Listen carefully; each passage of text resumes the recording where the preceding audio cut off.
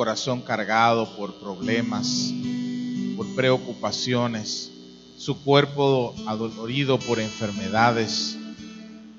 Señor, la paz que proporciona tu Espíritu Santo traiga, Señor, sanidad, traiga, Señor, liberación, traiga, Señor, de tu presencia. Gracias, Padre amado, porque sabemos que en tu presencia estamos seguros y confiados. Gracias, Señor, porque a pesar de lo que estamos pasando, sabemos que servimos a un Dios poderoso. Gracias, Padre Santo, gracias, Señor, por tu iglesia, por la cual tú te entregaste, por la cual moriste, por la cual resucitaste. Gracias, Señor. Te damos la gloria, oh Jesús. Oramos en tu nombre. Amén y amén. Dios les bendiga, mis hermanos. Denle un aplauso al Señor fuerte.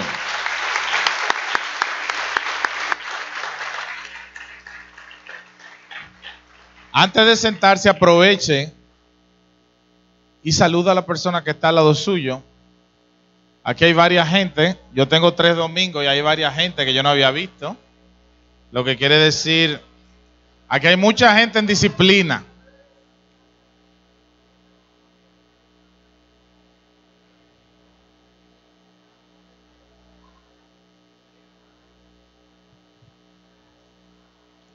Gloria a Dios.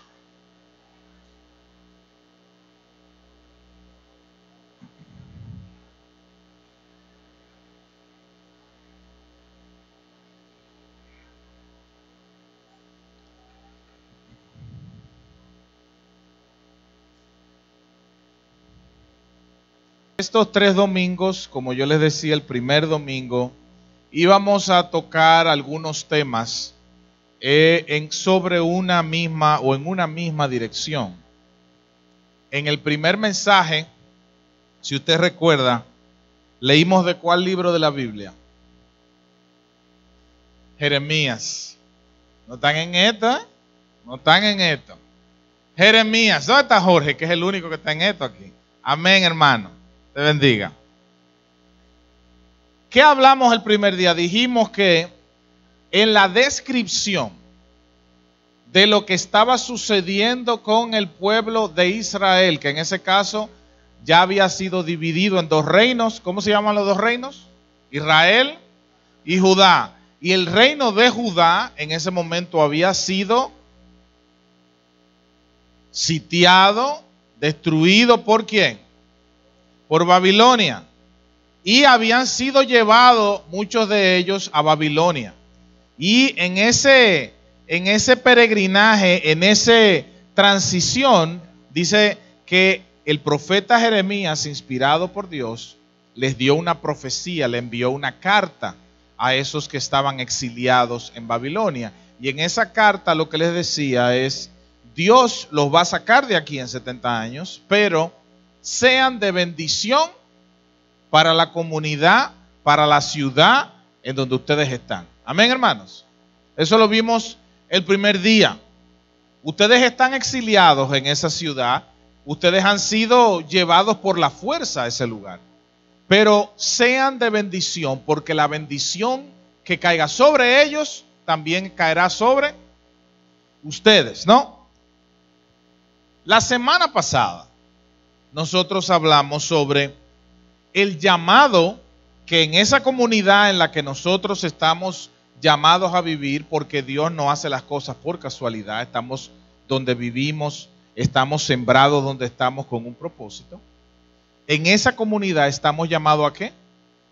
¿A qué estamos llamados?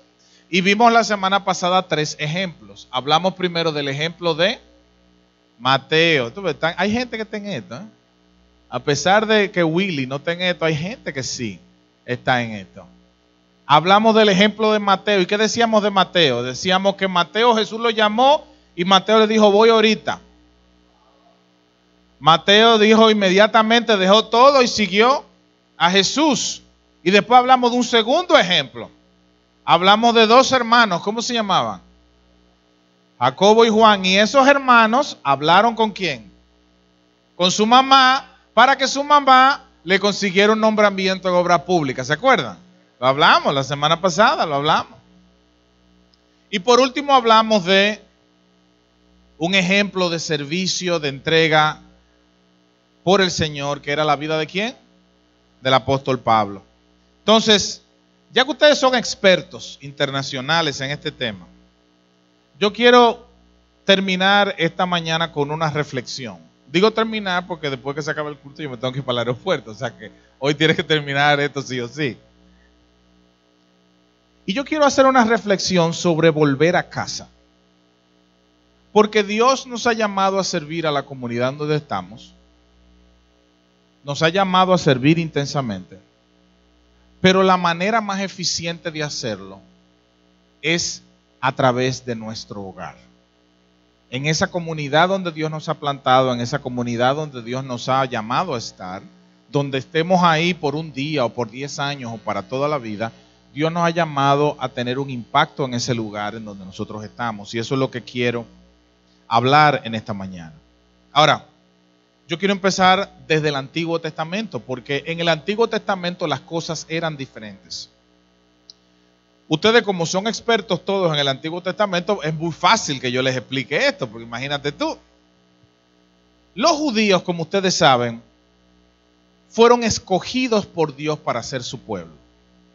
Ahora, los judíos, al ser escogidos como el pueblo de Dios en la tierra, quienes iban a llevar el mensaje de la redención del hombre, quienes iban a proclamarlo y a vivirlo, los judíos no fueron escogidos ni porque eran blancos, que es muy probablemente lo que usted está pensando, ni porque eran muy inteligentes, ni porque eran muy organizados. De hecho, fíjense lo que le dice, si usted me puede seguir en Deuteronomio capítulo 7. Miren lo que le dice Dios a ellos, los judíos. Deuteronomio 7:6 dice, Deuteronomio 7:6, porque tú eres pueblo santo para Jehová tu Dios. Deuteronomio 7:6, Jehová te ha escogido para hacerle un pueblo especial, más que todos los pueblos que están sobre la tierra. Pero miren lo que Dios le dice en el versículo 7. No por ser vosotros más que todos los pueblos, os ha querido Jehová y os ha escogido, pues vosotros erais el más insignificante de todos los pueblos. O sea, Dios lo está poniendo como en su puesto. Pero viene lo que dice el versículo 8. Sino por cuanto Jehová os amó y quiso guardar el juramento que juró a vuestros padres, os ha sacado Jehová con mano poderosa y os ha rescatado de servidumbre de la mano de Faraón, rey de Egipto. Es decir, los judíos son el pueblo de Dios porque Dios se lo prometió a Abraham. Tu descendencia será como la arena del mar.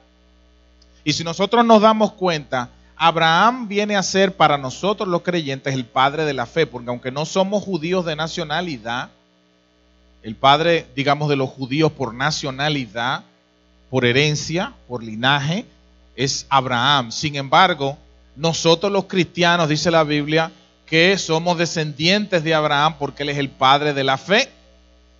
Y si vemos la descendencia de Abraham cuando tuvo con la esclava Agar un hijo que se llamaba ¿cómo? Ismael, sabemos que de Ismael vienen los musulmanes. Lo que quiere decir que Abraham viene a ser el padre de las tres grandes religiones en el mundo: cristianismo, judaísmo, el islam. Entonces, estamos ante una situación donde un pueblo a Dios lo comendó a ser su pueblo. Pero es algo interesante. Para cuando el pueblo salió de Egipto, donde Dios derramó 10 plagas sobre el pueblo de Egipto para de alguna manera demostrar con cada una de esas plagas su superioridad sobre todos los dioses egipcios, Dios los saca de ahí y los lleva 40 años en el desierto. 2 años llegan al monte Sinaí, después duran casi 38 años vagando en el desierto Y dice la palabra de Dios que hasta que no murió esa generación, todos los que eran mayores de 19 años, esa generación duró vagando en el desierto. Pero mientras ellos vagaban en el desierto, dice la Biblia, que Dios les dijo: yo voy a crear en ustedes un sentimiento claro de dependencia de mí. Y la única manera en que lo puedo hacer físicamente es que ustedes tengan entre ustedes un lugar en donde mi presencia morará siempre entre ustedes. Y ese lugar, dice la palabra de Dios, era el tabernáculo. El tabernáculo era como una especie de templo móvil que tenían los judíos. Esas 12 tribus tenían una serie de funciones y unas descripciones muy detalladas que Dios le dio. Y ellos, donde se asentaban, donde se paraban, ahí armaban el tabernáculo. Y ese tabernáculo tenía una serie de espacios y una serie de lugares específicos que Dios les había dado, y que todo ese tabernáculo era un símbolo de la presencia de Dios en su pueblo, entre los judíos. Interesante es que cuando usted ve la formación que los judíos tenían mientras caminaban en el desierto, el tabernáculo y todos sus utensilios iban en el centro. Pero como eran 12 tribus, habían 3 tribus que estaban delante, 3 detrás, 3 a los lados y 3 del otro lado. Pero lo interesante es que si uno pudiera mirar la descripción de esas tribus, como las tribus que estaban en el debajo, ¿no?, al sur, digamos, de llevar ese tabernáculo, eran tribus más numerosas. Si usted pudiera ver desde el aire ese pelotón de gente caminando, pareciera que una cruz iba caminando por el desierto. Lo interesante es que los judíos finalmente llegan a la tierra prometida. Obviamente, al llegar a la tierra prometida, cruzar el Jordán y llegar hasta allá, el pueblo necesitaba quienes los pudieran gobernar, quienes los pudieran guiar. Luego de que tanto Moisés muere y Josué muere, y dice la palabra de Dios que esta gente que llegó a este lugar y que pobló toda esa tierra en su momento, toda esa gente les fueron dados jueces. Y esos jueces, como ustedes bien saben, gobernaron Israel por mucho tiempo, entre los que estaba Débora, Gedeón, Sansón. Y al final el último de esos jueces era Samuel.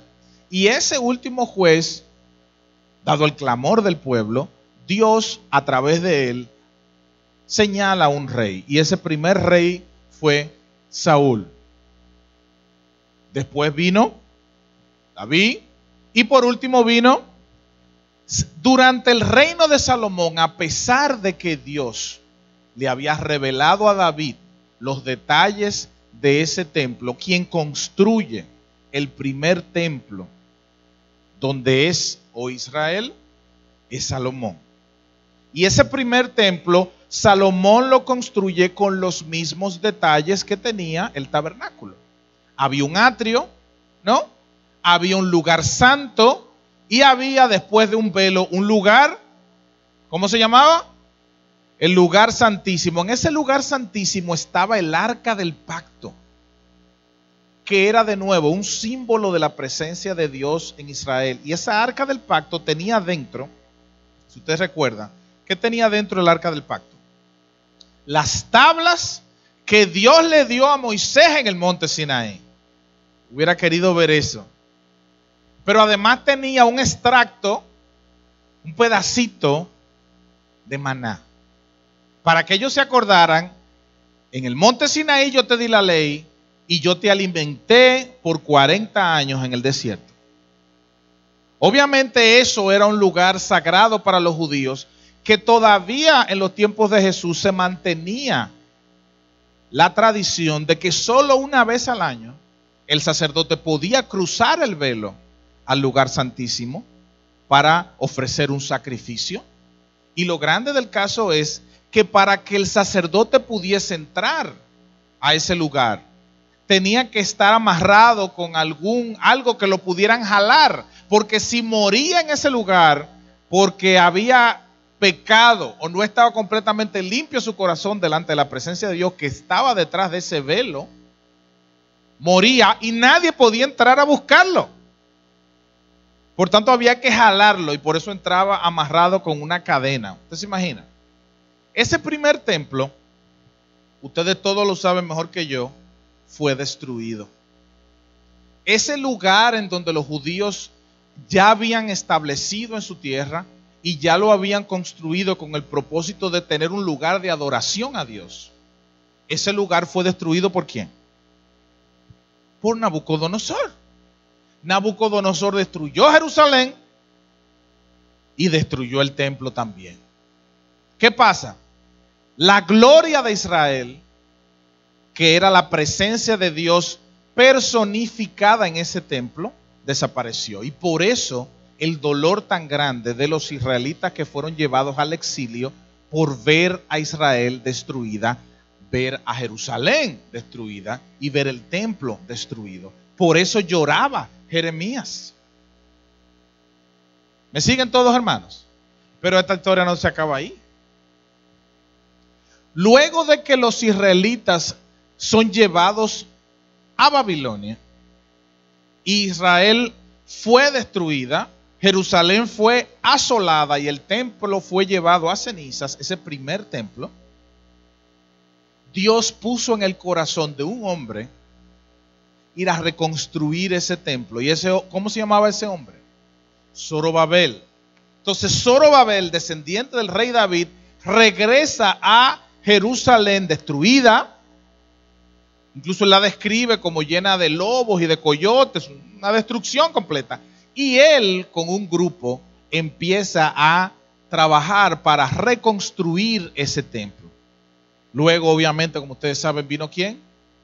Esdras con un grupo y por último vino Nehemías con otro grupo. Lo que quiere decir que esos tres grupos construyeron la ciudad, pero a quien le tocó reconstruir el templo fue a Zorobabel. Ese segundo templo no tenía los objetos sagrados que tenía ese primer templo. Ya no estaba el arca, ya no estaba la vara de Aarón, ya no estaba el Urim y el Turim, ya no estaba la serpiente de bronce, ya no estaba nada de las cosas que les recordaban a Israel su pasado en el desierto. Pero el templo estaba construido con el objetivo de nuevo, de que Israel se acordara de que ese templo simboliza la presencia de Dios. Amén. Interesante, hermanos, es que en ese primer templo que fue destruido por Nabucodonosor y que muchos años después fue reconstruido por Zorobabel y varios grupos de judíos, alcanzó su esplendor en los tiempos del Imperio Romano en términos de que era un lugar muy visitado y era el símbolo de la nación judía. Fíjense que los romanos tomaron Jerusalén porque en los tiempos que Jesús nació, quienes estaban gobernando sobre Israel eran los romanos. Por eso Herodes era el gobernante de ese lugar. Pero lo interesante es que en ese segundo templo, donde Jesucristo ministró, donde Jesucristo incluso un día en que sus padres fueron a visitar, jovencito de 12 años, se quedó ahí discutiendo con los maestros de la ley. Y Jesús había predicado y enseñado muchas veces. Un día el celo de Jesús por ese lugar era tan grande que Jesús tomó una cuerda y le empezó a dar correazo a todo el mundo. Y le dijo a todos los que estaban ahí afuera: ustedes han convertido la casa de mi padre ¿en qué? En cueva de ladrones. Ese celo de Jesús por el templo,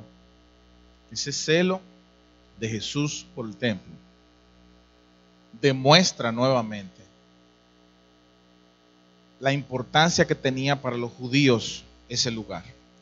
Pero dice la palabra de Dios de manera simbólica que cuando Jesús dice las famosas 7 palabras en la cruz, que no son 7 palabras, son 7 frases, y las dice en la cruz, pero al final cuando dice consumado es, dice la Biblia que hay un terremoto y el velo que divide el lugar santo del lugar santísimo, ¿qué pasa? Se rasga en dos, diciendo, con este sacrificio que ha hecho Jesucristo, ya no es necesario que haya un intermediario que vaya una vez al año a orar por mí. Ya yo puedo entrar a la presencia de Dios porque Jesucristo pagó el precio por mi redención. ¿Cuántos dicen amén? Pero ¿qué sucede, mis hermanos?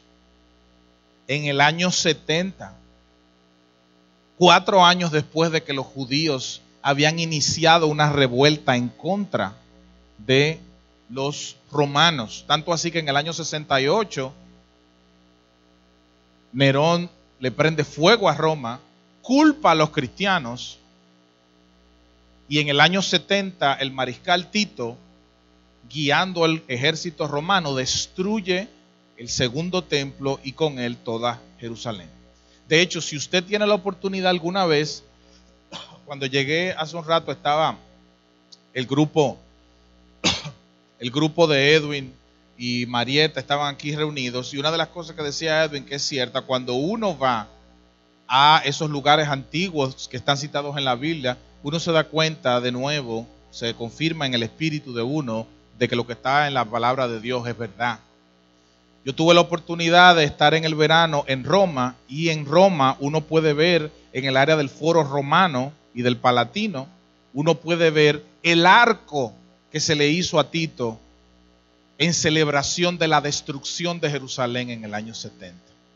Uno lo puede ver ahí, nuevamente confirmando lo que la palabra de Dios dice, y que lo que está en la palabra de Dios no solamente concuerda con la historia, sino que es verdad. Pero lo interesante es que ese segundo templo que fue destruido por Tito, dice la palabra de Dios en el libro de Apocalipsis que los judíos van a construir un tercer templo. Porque para los judíos el templo es el símbolo ¿de qué? De la presencia de Dios. Ese es el lugar donde yo voy a adorar a Dios. Ese es el lugar donde yo voy a rendirle culto a Dios. Ese es el lugar donde yo voy a hacer un sacrificio por el Señor. Fíjense que la idea del sacrificio en los tiempos de Jesús en el segundo templo se había desvirtuado tanto que esos animales que en el Antiguo Testamento, en Levítico, se les instruía a los judíos que debían tener un cordero sin mancha, sin arruga, perfecto, y que tenía que crecer dentro de la familia y ser cuidado y ser alimentado para luego ser sacrificado por los pecados de la familia. Ya la gente llegaba al templo y tenían ahí gente vendiendo corderos, palomas, y tenían un desorden. Y la idea original de que la expiación por tu pecado sea algo que te cueste, sea algo que tú entiendas, el sacrificio que tú estás haciendo con ese animal, que tú estás poniendo tus manos encima de él y que el animal está pagando con su muerte por los pecados que tú deberías pagar, se había perdido. Y por eso es que Jesús se quilla y le entra correazo a todo el mundo. Pero déjame decirle algo, hermanos, los judíos no han, como les dije, descansado de la idea de tener un templo. Y están trabajando para construir el tercer templo y cumplir lo que dice el libro de Apocalipsis. ¿Usted sabe por qué? Porque desde ese tercer templo que los judíos están construyendo, el anticristo se proclamará el Mesías. Y desde ahí empezará lo que se llama la abominación desoladora de la cual abre el libro de Apocalipsis. Pero eso es otro tema, pero lo que quiero es poner este punto. El templo siempre fue para los judíos y para quienes seguían a Jehová en el Antiguo Testamento un lugar especial.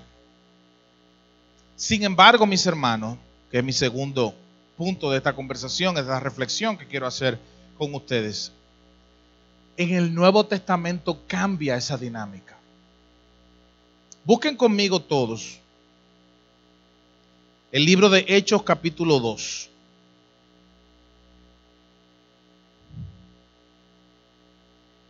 Hechos capítulo 2, vamos a leer desde el versículo 44 al 47.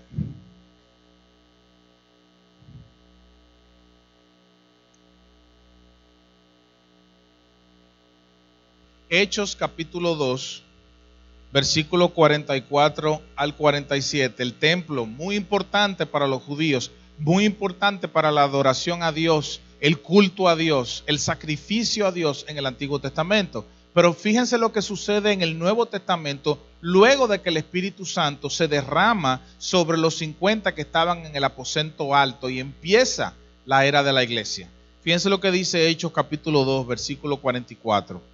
Todos los que habían creído estaban juntos y tenían en común todas las cosas y vendían sus propiedades y sus bienes y los repartían a todos según la necesidad de cada uno. Y perseverando unánimes cada día en el templo y partiendo el pan en las casas. ¿Dónde lo partían? ¿Y dónde perseveraban unánimes? Vamos a leer de nuevo el 46. Y perseverando unánimes cada día en él. Y perseverando unánimes cada día en él. Pero dice la Biblia que y partían el pan en las, comían juntos con alegría y sencillez de corazón, alabando a Dios y teniendo favor con todo el pueblo. Y el Señor añadía cada día a la iglesia los que habían de ser salvos. Perseveraban unánimes en él y partían el pan en las. Por primera vez empieza una transición en donde la gente de estar en el templo adorando a Dios empieza a llevar la adoración, empieza a llevar la confraternidad, empieza a llevar el proceso de servicio a Dios del templo hacia su. Como yo les dije al principio, de lo que quiero hablarles esta mañana es de la importancia de volver a casa. La palabra de Dios, como vimos rápidamente en este repaso que hicimos al principio, insiste en la importancia que tenía el templo en el Antiguo Testamento. Una estructura en donde nosotros íbamos a adorar a Dios. Pero ahora empieza una transición en donde los nuevos, estos cristianos, movidos por el Espíritu Santo, salvos por la gracia del Señor, proclamando el mensaje de Jesús, empiezan a hacer más énfasis desde el templo hacia las. Miren si esto es cierto. Yo les voy a leer rápidamente. Si usted puede conmigo ir revisando estos textos, rápidamente los voy a leer para que usted se dé cuenta que a partir de ahí, en el Nuevo Testamento, empieza un proceso progresivo del uso del hogar para la adoración a Dios. Hechos 8:3 dice: y Saulo asolaba la iglesia y entrando casa por casa. ¿Por qué estaba Saulo, antes de ser Pablo, entrando casa por casa? Porque en las casas era donde se reunían ¿quiénes? Los cristianos. Hechos 20:20 dice Pablo cuando se estaba despidiendo de los ancianos en Mileto antes de irse. Dice: y como nada que fuese útil he rehuido de anunciaros y enseñaros públicamente y por las casas. ¿Dónde enseñaba Pablo? En las casas. Pero miren esto. Romanos 16, 3 y 5 dice: saluda a Priscila, nombre bíblico. ¿Tú no lo sabías? ¿A qué tú no sabías eso? Nombre bíblico. Eso es de Dios, ¿eh? Saluda a Priscila y Aquila. No le pongas así a tu hijo. Saluda a Priscila y Aquila, mis colaboradores en Cristo Jesús. Saluda también a la iglesia que está en su casa. Pero miren otra más. Primera de Corintios 16, 19. Las iglesias de Asia os saludan. Aquila y Priscila de nuevo, con la iglesia que está en su casa, os saludan mucho en el Señor. Miren otra más. Colosenses 4:15. Saluda a los hermanos que están en la Odisea, a Ninfas y a la iglesia que está en su casa. Filemón, versículo 2, dice: y a la hermana Apia, tampoco le ponga así, y a Arquito, nuestro compañero de milicia, y a la iglesia que está en su casa. ¿Dónde empezaron a reunirse los cristianos en el primer siglo? su casa. La casa vino a ser el lugar de adoración.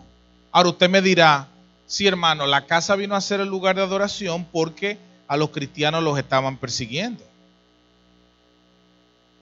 Acuérdense que cuando el evangelio empieza a crecer y se empieza a expandir, todos los cristianos estaban ya siendo tipificados como enemigos del Imperio Romano, porque desde el principio intentaron poner a Jesús en contra del emperador, preguntándole qué nosotros debemos hacer, si debemos de honrar a César, dar al César lo que es del César y a Dios lo que es de Dios, porque Jesucristo no cae en gancho. Jesucristo era dominicano. Jesucristo no era dominicano, ustedes entienden. Entonces, ¿qué es lo que está pasando aquí, hermanos? De estar en el templo, que era una figura, y todos los sacrificios que se hacían ahí, era una figura temporal anunciando las cosas que habían de venir. Cuando Jesucristo viene, la iglesia empieza a reunirse en las casas. Y esa reunión en las casas se da sobre todo porque había persecución, porque no había lugares grandes para reunirse, pero sobre todo porque las casas están más acorde con el objetivo del evangelio. Les voy a explicar por qué. La pregunta es, ¿por qué es importante llevar el evangelio a la casa y predicarlo desde la casa en el Nuevo Testamento? La vida cristiana, mis hermanos, en la casa es la manifestación orgánica, real, de lo que nosotros somos. Les voy a poner un ejemplo. Todos ustedes vinieron esta mañana a la iglesia, Dios los bendiga por haber hecho ese esfuerzo, y nosotros venimos a la iglesia bien cambiados, perfumados, bien peinados, los que todavía tienen cabello, y vienen aquí presentando su mejor cara. Aquí usted es un verdadero creyente, porque yo lo estoy viendo y todos parecen santos. Pero en su casa, usted, y en mi casa, yo, somos como realmente somos. Y estar en el templo es una bendición, pero cuando usted lleva el evangelio a su casa, cuando usted tiene que testificarle a sus hijos, cuando usted tiene que testificarle a sus vecinos, cuando usted tiene que testificarle a su esposo o a su esposa sobre su fe, sobre su amor, ahí es en donde realmente usted puede demostrar lo que Cristo ha hecho en su vida. Ser cristiano en la iglesia es fácil. Ser cristiano aquí en la iglesia es fácil.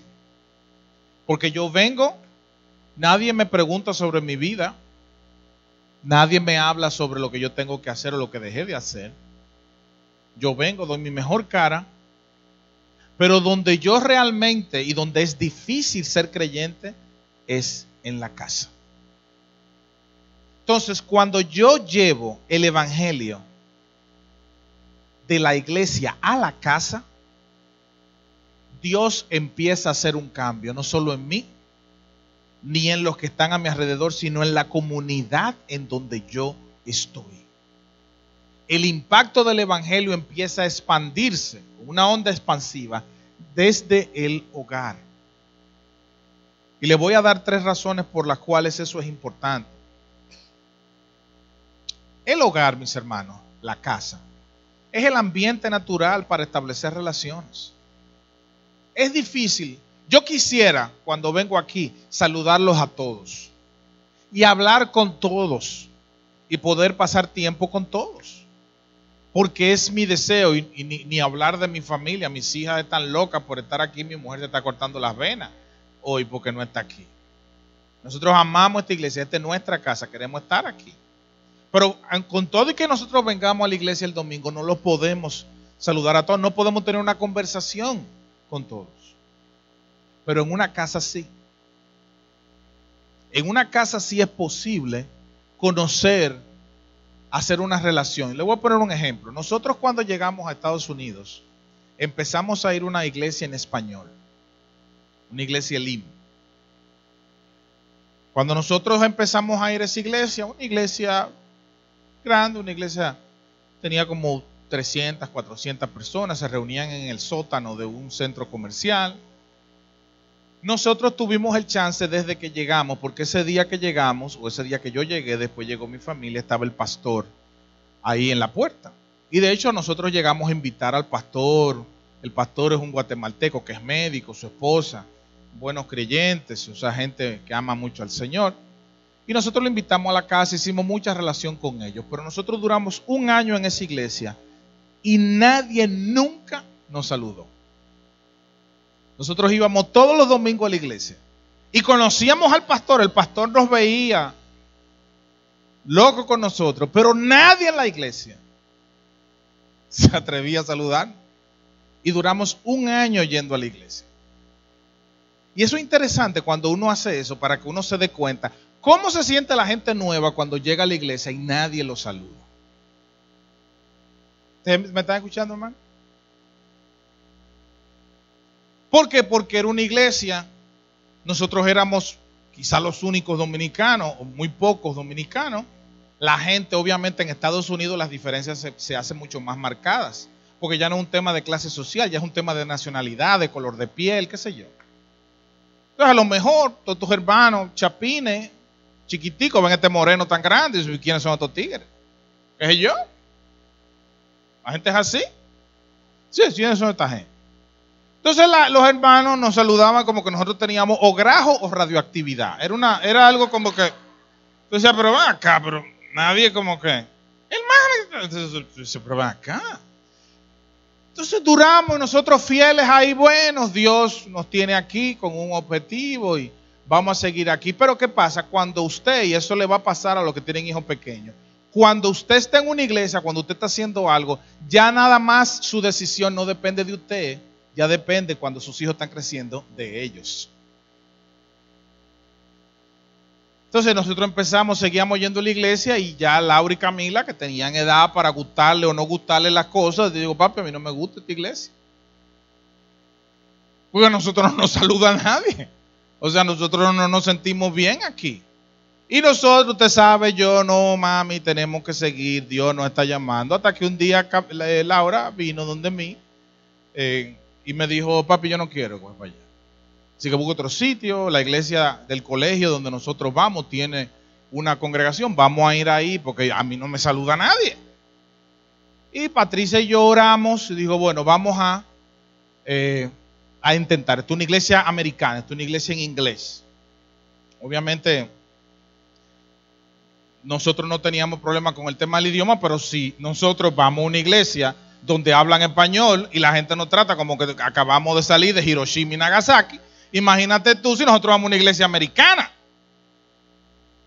Pero si usted supiera que cuando nosotros vamos, después de orar, vamos a esta iglesia americana, la gente, nosotros que nos quedamos sorprendidos. O sea, la gente, lo único que faltó fue darnos cuarto. Ay, esta gente, ay, dominicano, güey, brincando de pastor. Digo, wow. Porque el tema no es de dónde tú eres. El tema es si tú estás dispuesto a abrir tu corazón a otra gente. Por eso es que nosotros, hermanos, los dominicanos, somos tan famosos en el mundo. Porque el dominicano es confianzudo, le dice mami a todas las mujeres y papi a todos los hombres. Y a todo el mundo lo invita y lo trae y qué sé yo cuánto. Pero uno tiene eso naturalmente. Pero uno se vuelve samuro cuando se vuelve evangélico.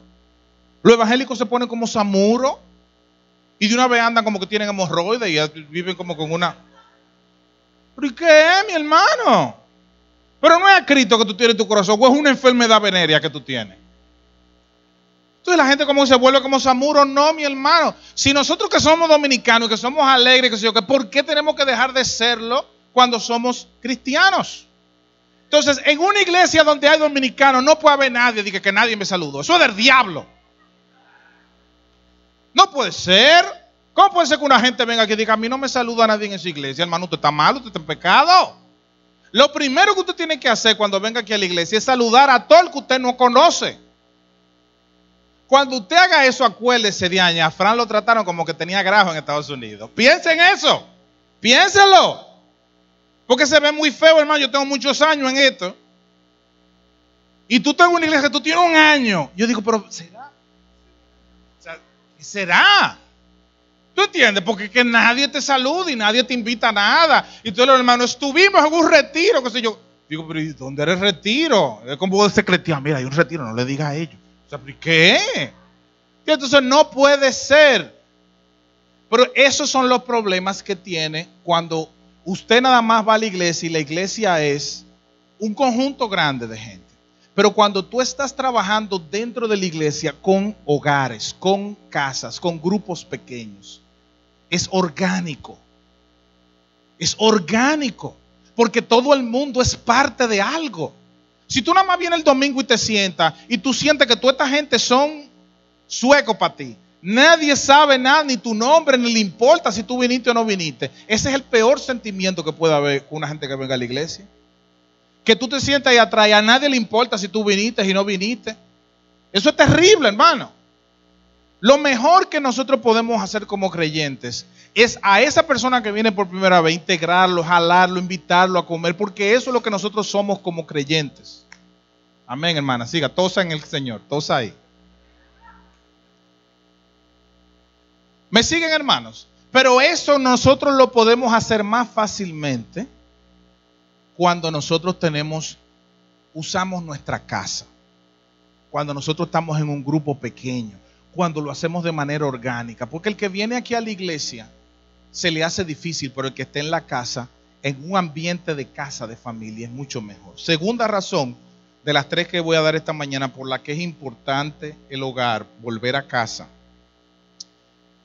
En el hogar es más fácil que todos nosotros podamos interactuar y participar.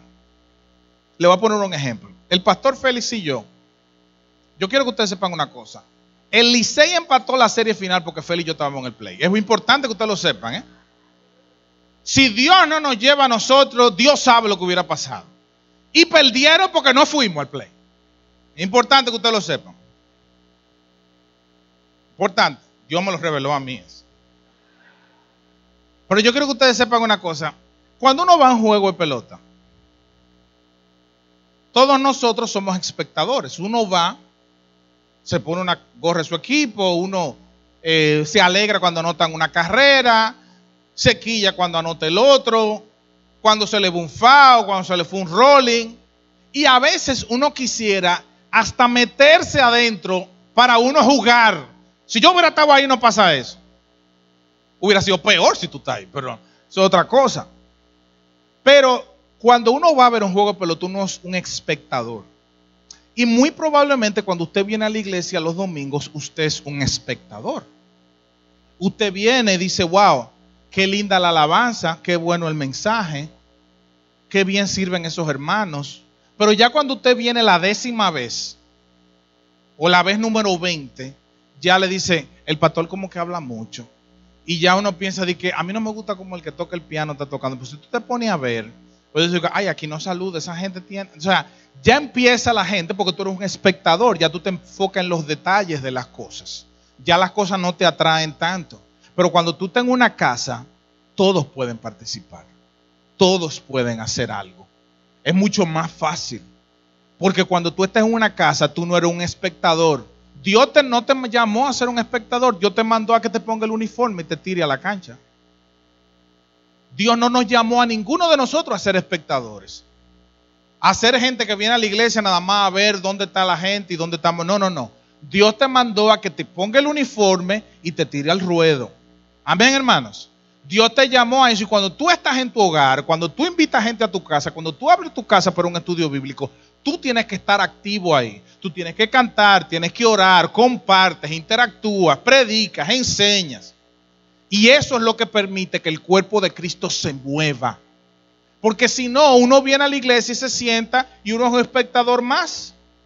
Y eso aburre, hermano. Por más que a usted le guste el juego, si usted nunca lo juega, se aburre. Y por eso mucha gente se aburre, y por eso mucha gente se va, y por eso mucha gente critica, y por eso mucha gente chismea, porque no está envuelta en la candela del día a día. Pero si usted está en su grupo pequeño, si usted está desde su hogar haciendo su labor, participando, inmediatamente hay otro sentir hacia lo que la iglesia hace. Amén, hermanos.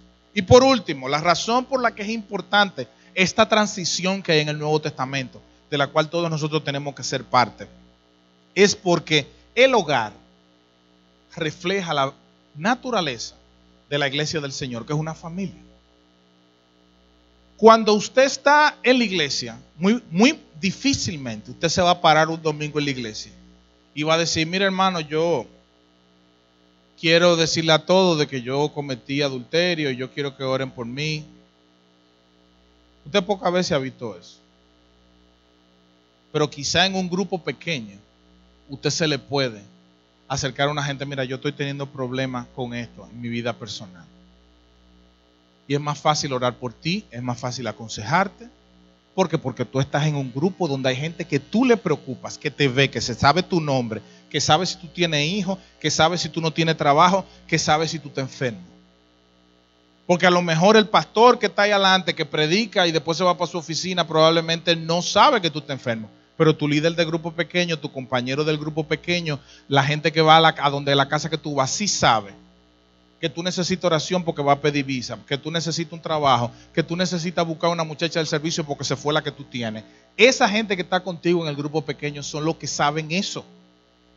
Y por eso es importante el grupo pequeño, porque el grupo pequeño demuestra la naturaleza como familia que tiene la iglesia del Señor. Eso no quiere decir, mis hermanos, que nosotros vamos a abandonar el templo. Eso quiere decir que vamos a reforzar la labor que hacemos aquí en el templo, llevando el evangelio a nuestra casa. Porque desde la casa fue que creció la iglesia hasta donde estamos hoy. El uso de los templos viene desde la época en que Constantino declaró el cristianismo la religión del Estado, y los cristianos salieron de las catacumbas y empezaron a este mover del cristianismo amparado por el Estado, que todavía lo vemos hoy muchas veces con muchas iglesias, en la iglesia católica y con muchas iglesias evangélicas que se han acostumbrado a vivir ahora de recibir donaciones del Estado. La iglesia del Señor nunca ha necesitado al Estado, siempre ha necesitado al Espíritu Santo. El que suelta del Espíritu Santo y se agarra del gobierno, se agarró de Satanás. No porque el gobierno sea el enemigo, sino porque la provisión nuestra viene de Dios y de nadie más. Entonces, en esta mañana, mis hermanos, yo les animo a que vuelvan a casa. Si usted está en un grupo pequeño, entienda lo valioso que es lo que usted está haciendo. Y si usted no está en un grupo pequeño, no solamente vaya a otro, abra su casa para invitar a sus vecinos, para invitar a sus amigos, para invitar a sus familiares. ¿Por qué? Porque desde ahí fue que creció la iglesia, y desde ahí Dios quiere renovar la iglesia en un tiempo donde hay tanta necesidad como es este. Amén. Vamos a orar. Padre, gracias te doy, Señor, por tu palabra, Padre. Gracias, Señor, por estos 3 domingos que nos has permitido compartir tu palabra y poder reflexionar todos juntos acerca de la importancia de este llamado que tú nos has dado, Señor, a servir. Padre, que usemos nuestra casa, que usemos, Señor, nuestros hogares para ser de bendición para otros, para que el evangelio siga creciendo. Señor, utiliza nuestros dones, utiliza, Señor, nuestro conocimiento, aunque sea poco, para que sea semilla de bendición para otros. Padre, que seamos bendecidos para bendecir, Señor. Te lo pedimos, Padre, en el nombre de Jesús. Amén.